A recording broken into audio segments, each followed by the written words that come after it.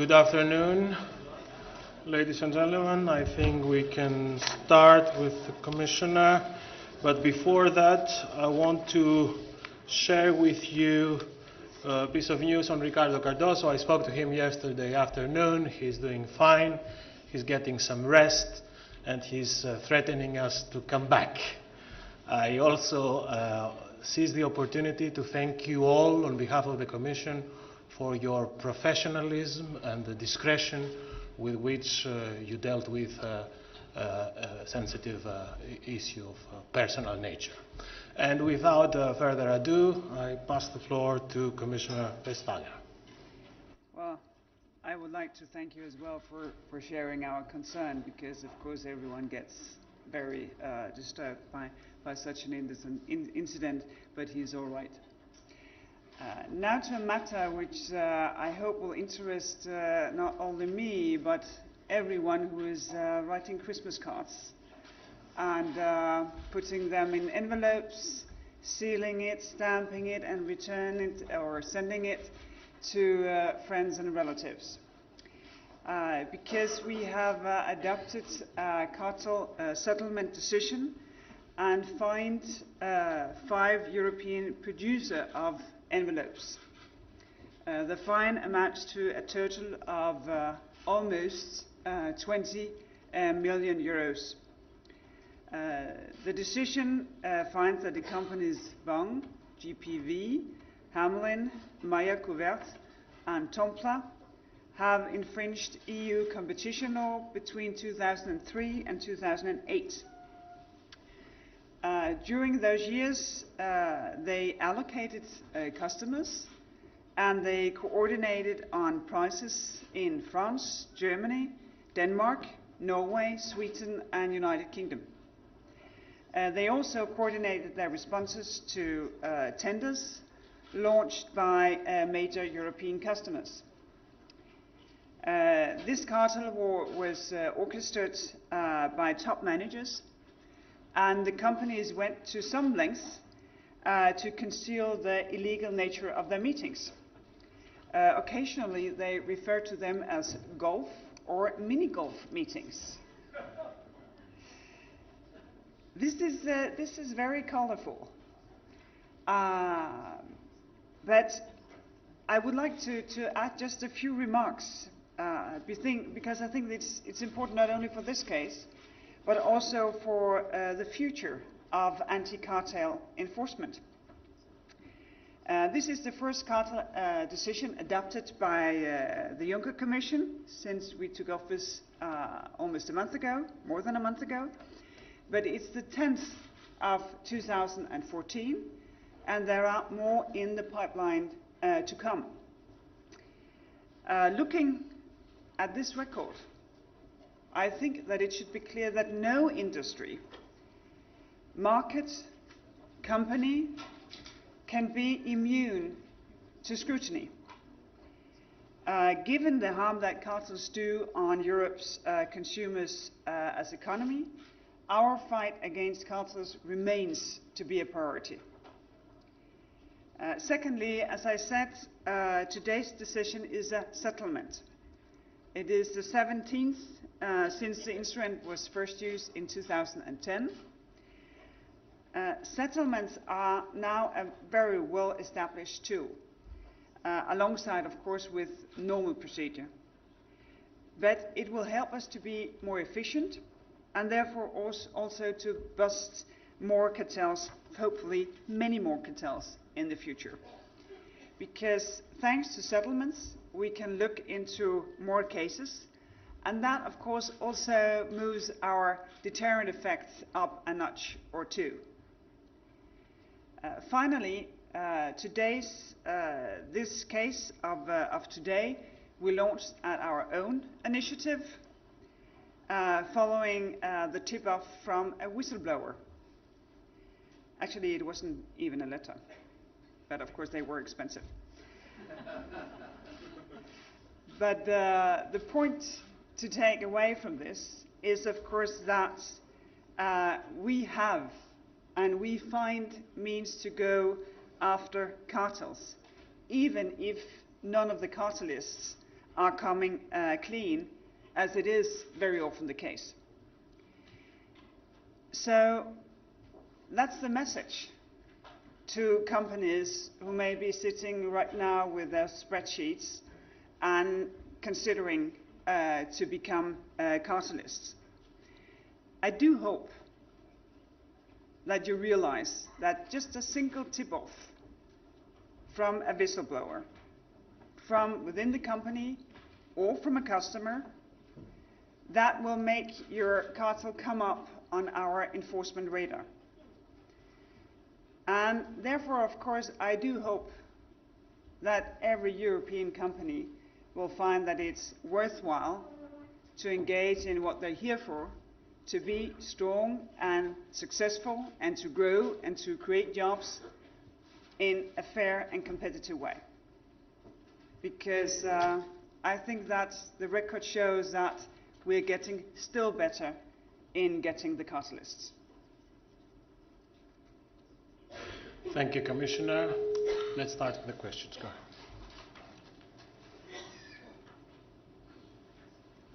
ahead. Good afternoon, Commissioner. Lewis Crofts from MLEX.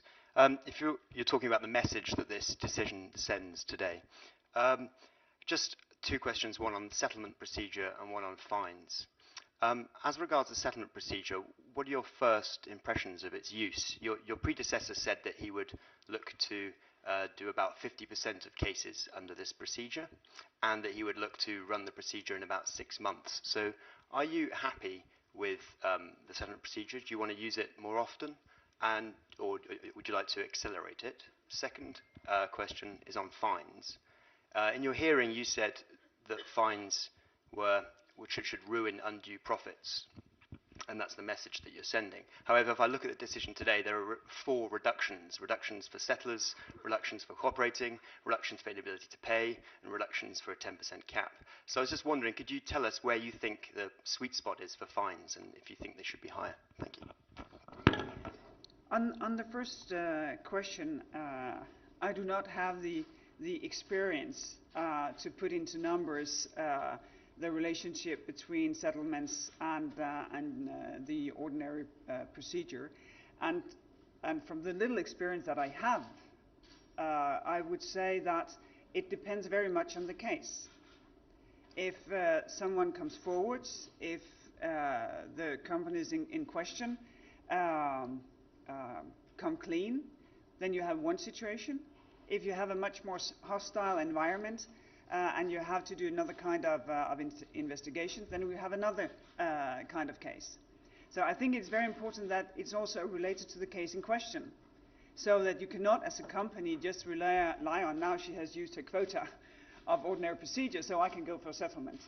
On the contrary, it will depend, in my limited experience, very much on the case in question.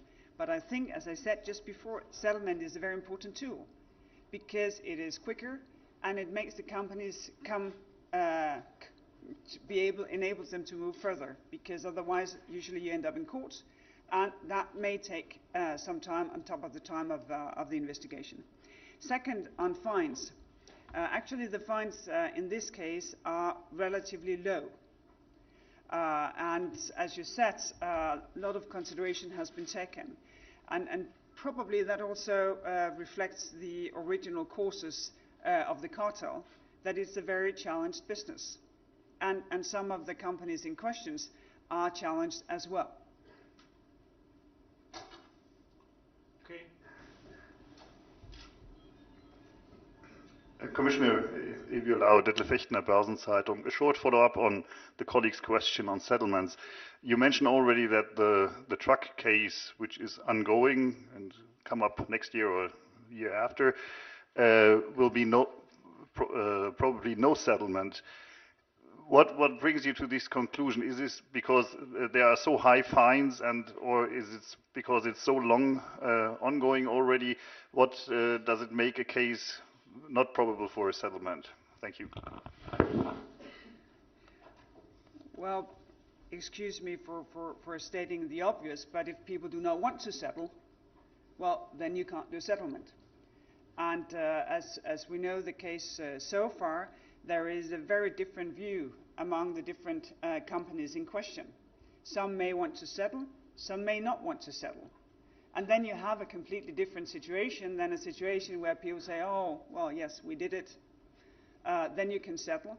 If you have the other more hostile situation, well, then you may have to go on in the ordinary procedure.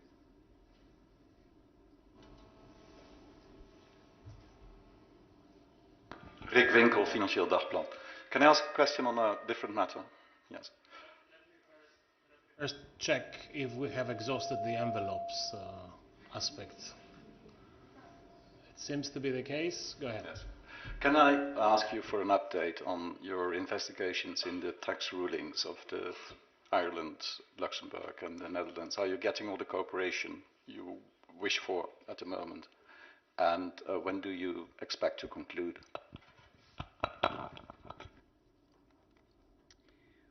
Well, as you are aware, the first part of the LuxLeaks was not the final part. So we're getting now more information about companies in question. And so far, yes, we are moving forward in terms of cooperation with the countries in question. And as you know as well, this is not a question of Luxembourg being singled out, because we have requested information from a number of countries, and as you know as well, we have open cases in both Ireland, the Netherlands, and in Luxembourg. So yes, I think we are moving forward on the question of cooperation. It is still too early to say what new cases that might be opened, but we are still on track with what I said the last time, that we hope to finalize the 4 open cases by the second quarter next year. Go ahead.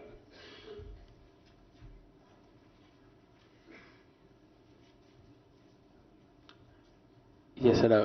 Gaspar Sabag with Bloomberg. I've got a question about your Google case, the search case. I see that you've sent some questionnaires to some of Google's competitors in this search case. I was wondering, it's sort of a reopening of the investigation. What do you plan to do with this information? Could it be used to draw up a statement of objection in this case? Well, I found that there was a need to update the information in the case. And therefore, as you say, we have sent questionnaires to a number of people in a number of different areas, maps, traveling, a couple of other areas, in order to get more sort of fresh information, because it is quite a while ago this was done the last time, and therefore to have a case which is actual and time true to the time that we actually live in, I found that it was important to get new information in the file. Go ahead. Follow up. Is there any intent of putting this into any sort of formal statement of objection and going towards a different phase in the case? I have no intentions yet. I am going to meet with complainants within the next couple of weeks, also to have a first-hand idea about how they see the case. And then with meeting with complainants and with new information in the file, then I will know much more about the case and can then decide how to take it forward. Go ahead. No. Let's take there and then. Hi, Nicholas Hurst from European Voice. There have been quite a few calls in recent weeks from the German government, from the European Parliament, even from Vice President Ansip, for the Commission to consider the need of regulation in the online sector to guarantee competition. And I was just wondering whether this is something that you and DG Comp is considering or looking at. Well, I think it is one of the most sort of intriguing questions when we talk about a fast-moving market as search machines and the digital services in general. What kind of role will competition law play, and what kind of role will regulation play? And for me, the question is not answered in a final way yet, because I think it is quite tricky to figure out what kind of regulation is it that we're talking about. It may be a regulation concerning the right to privacy, ownership of data, that kind of things, which will have, I think, a very fine interplay with competition law. But I think that it's one of the debates that we have to engage in sort of very thoroughly over the next couple of months.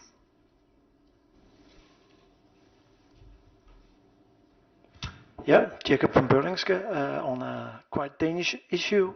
Yesterday, a broad majority in the Danish parliament agreed to put forward a referendum on the Danish opt-out on justice and home affairs at the latest in March 2016. Just a quick comment from you and the Commission on the stance of this referendum, and might there be any legal challenges to this as the opt-outs are described in the Protocol 22? No, I don't see legal challenges. It is up for the Danish voters to decide if they will take on the opt-in instead of the opt-out, which means that they can choose what kind of legislation they will be part of.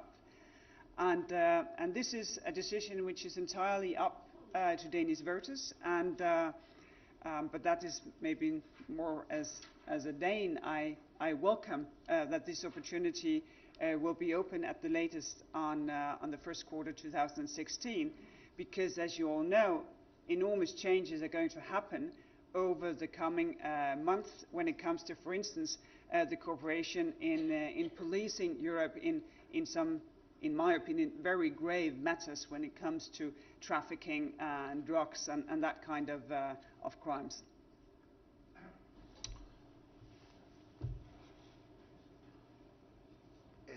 The Central Bank of Italy, that generally is a very reliable source of information, complains that over 250 billion of euro has been used by the German government to help German banking system.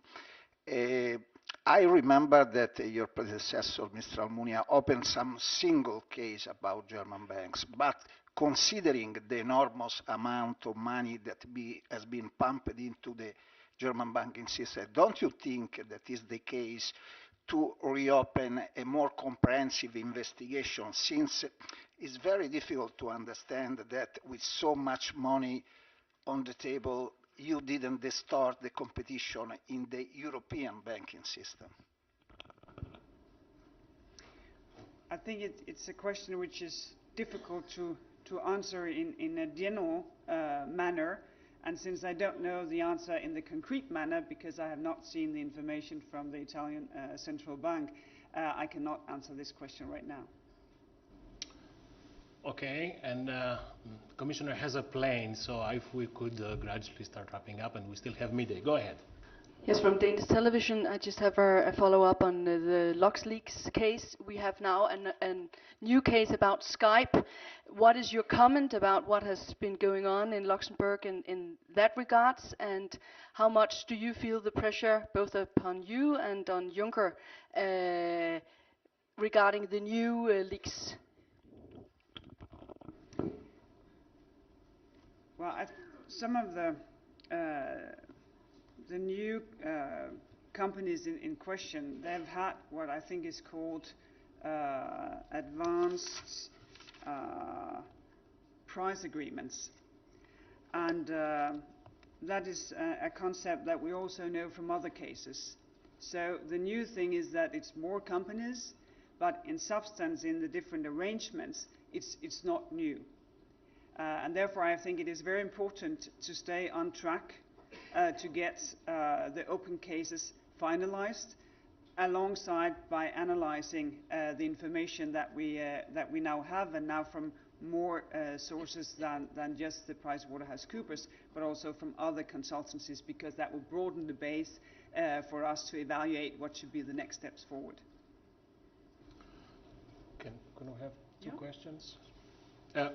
First at the back, and then go ahead. Hello, good morning. I have a question on Portugal. The Portuguese government is trying to privatize the Portuguese flight company. Now the workers' organizations want to stop the process. They already scheduled 4 strike days. They want the government to put public money in the company. My questions are, is there any agreement with the European Commission that forbids any injection of public capital in the company at this stage?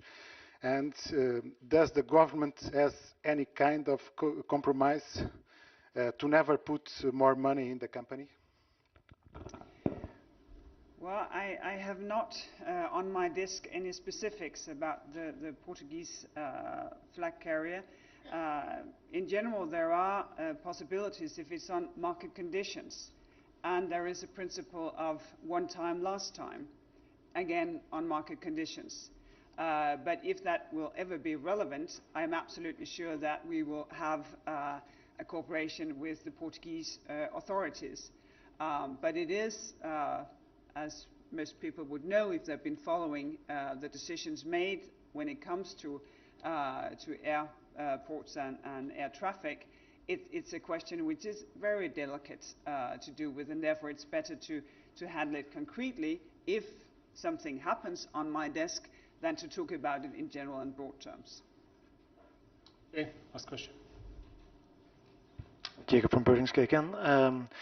Today, the Council is trying to reach an approach on the Commission's directive on women in company boards, or on company boards.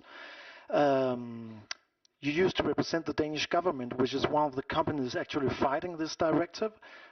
Just a few months ago, you were one of the ministers. So please, what's your personal stance on this proposal?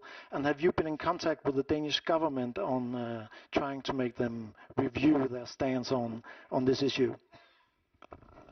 No, to the last question.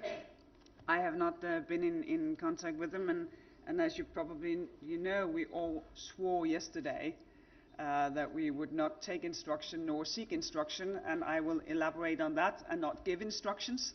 But in the Danish context, what we found was to try to find a third road, and therefore to put it into legislation that the biggest companies that be in Denmark, 1,100, and you may not find them that big, but we do in a Danish context, to oblige them to have a policy in this field, which means not doing nothing, but neither doing quotas. And we were quite happy with this, and personally I'm still quite happy with that.